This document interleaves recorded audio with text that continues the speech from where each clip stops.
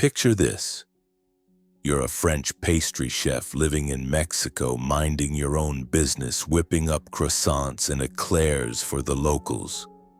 One day, a group of Mexican officers storms into your shop, devours your entire inventory without paying a single peso, and then has the audacity to wreck the place on their way out. Annoying? Absolutely. Worth starting an international war over? Well, if you're France in 1838, apparently the answer is a resounding yes. We're talking about one of history's most deliciously absurd conflicts, the Pastry War of 1838.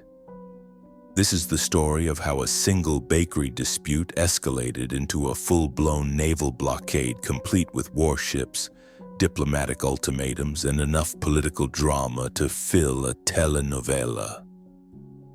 It's a tale that proves sometimes the most ridiculous conflicts can have the most serious consequences, and that never, ever underestimate what a nation will do when someone messes with their pastries. Today we're diving deep into this buttery battlefield to uncover how a confectionery complaint turned into an international incident that would reshape Mexican politics, test French naval power, and create one of the strangest footnotes in military history. These are the events that prove truth is stranger than fiction, and that sometimes the smallest sparks can ignite the biggest explosions.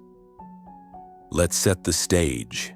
It's the 1830s and Mexico is barely holding itself together. The country had only recently won its independence from Spain, and political chaos was the daily special. We're talking about a nation where governments changed hands faster than a hot potato, where civil wars broke out over breakfast disagreements, and where paying your bills was apparently more of a suggestion than a requirement. Enter Monsieur Remontel, a French pastry chef with dreams bigger than his croissants. He'd set up shop in Mexico City, serving up authentic French delicacies to anyone with enough pesos to afford them. Business was decent until that fateful day when Mexican military officers decided his pastry shop was their personal all-you-can-eat buffet. They stormed in, consumed everything in sight, and left without paying. But they didn't stop there. These culinary vandals proceeded to trash his shop, destroying ovens, smashing display cases, and turning his livelihood into a disaster zone. Now you might think Remontel would just file an insurance claim and move on. But this baker had backbone. He demanded compensation from the Mexican government for his losses. The amount? 60,000 pesos, which in today's money would be absolutely astronomical. The Mexican authorities took one look at this demand and basically laughed him out of the building. They had bigger problems than one upset Frenchman and his ruined pastries. But here's where things get interesting. Remontel wasn't just going to take this lying down. He packed his bags, sailed back to France, and marched straight into government offices with his tale of pastry persecution. And incredibly, the French government listened. Not only did they listen, they got angry. Really angry. Really, you see, Remontel's case wasn't happening in isolation. French citizens across Mexico were reporting similar incidents of unpaid debts, damaged property, and general mistreatment.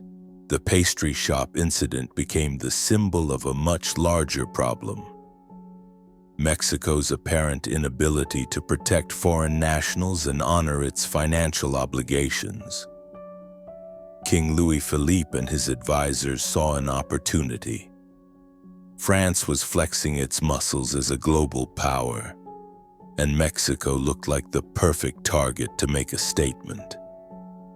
What better way to demonstrate French strength than by demanding justice for their citizens abroad? The fact that it all started with pastries just made the whole thing more memorable.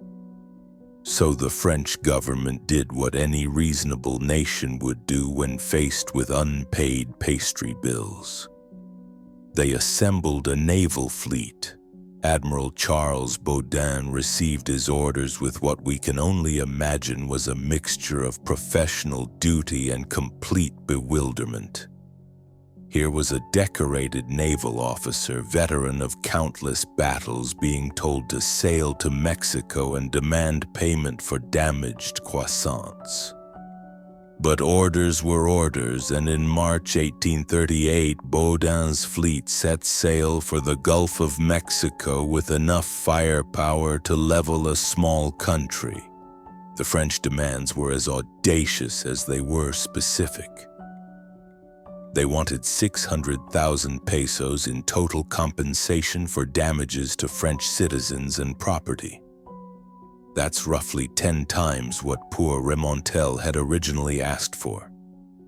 The pastry chef's modest claim had somehow inflated into a massive financial ultimatum that would make modern debt collectors weep with envy. When the French fleet arrived at the port of Veracruz, the sight must have been absolutely surreal. Picture Mexican dock workers going about their daily routines when suddenly the horizon fills with French warships bristling with cannons. It's like ordering a pizza and having the entire French military show up at your door demanding payment. The Mexican government, led by President Anastasio Bustamante, found themselves in an impossible situation. Pay the ridiculous sum and look weak to their own people, or refuse and face the consequences of defying a major European power. They chose defiance, probably thinking the French were bluffing. After all, who starts a war over pastries? The French weren't bluffing. Admiral Baudin imposed a complete naval blockade of Mexican ports. No ships in, no ships out. Mexico's economy, already hanging by a thread, suddenly found itself strangled. The blockade was devastatingly effective, cutting off vital trade routes and starving the government of desperately needed customs revenue. For months, this bizarre standoff continued. French warships patrolled Mexican waters like maritime debt collectors, while diplomatic negotiations went absolutely nowhere. The Mexicans insisted the compensation demands were outrageous. The French insisted their citizens deserved justice. Meanwhile, poor Remontel was probably wondering how his complaint about some stolen eclairs had turned into an international crisis. But here's where our pastry war takes a dramatic turn. Enter one of history's most fascinating characters, Antonio Lopez de Santa Anna. Yes, that's Santa Anna, the same man who would later become infamous at the Alamo. In 1838, he was living in relative exile at his hacienda, his political career supposedly over after a series of military disasters. Santa Anna saw the French crisis as his golden ticket back to power. Nothing resurrects a disgraced general's reputation quite like a foreign invasion.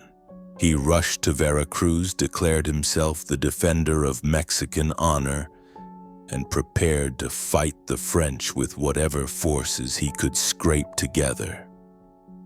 The battle that followed was as chaotic as everything else about this conflict. French Marines stormed the fortress of San Juan de Ulua, while Santa Anna's forces tried desperately to hold them off. Cannons roared, muskets cracked, and somewhere in the distance you could almost hear the ghost of Monsieur Remontel wondering what he'd started. During the fighting, Santa Anna suffered a wound that would define the rest of his career. A French cannonball shattered his left leg, forcing its amputation. But instead of ending his military ambitions, this injury became his political goldmine. Santa Anna turned his severed leg into the ultimate political prop, displaying it publicly and milking every ounce of sympathy from his sacrifice for the motherland. The man who lost a limb defending Mexico from the pastry invaders suddenly became a national hero again. It's possibly the only time in history someone's career got a boost from French artillery. Eventually, cooler heads prevailed and both sides realized this whole mess had gotten completely out of hand. In March 1839, Mexico agreed to pay the 600,000 pesos, and the French sailed away, probably wondering how they'd explain this whole episode to future historians. The Pastry War was over, lasting just under a year and costing far more than any reasonable person would spend on baked goods. So there you have it, the incredible true story of how stolen pastries nearly toppled a government and launched 1,000 ships. It's a perfect reminder that history's most bizarre moments often reveal the most about human nature. Sometimes the smallest injustices can snowball into the biggest conflicts, and sometimes a simple croissant can change the course of nations. The next time someone tells you food isn't worth fighting over, just remember Monsieur Remontel and his 60,000 peso pastries. Because apparently when it comes to defending your desserts, some people are willing to go to war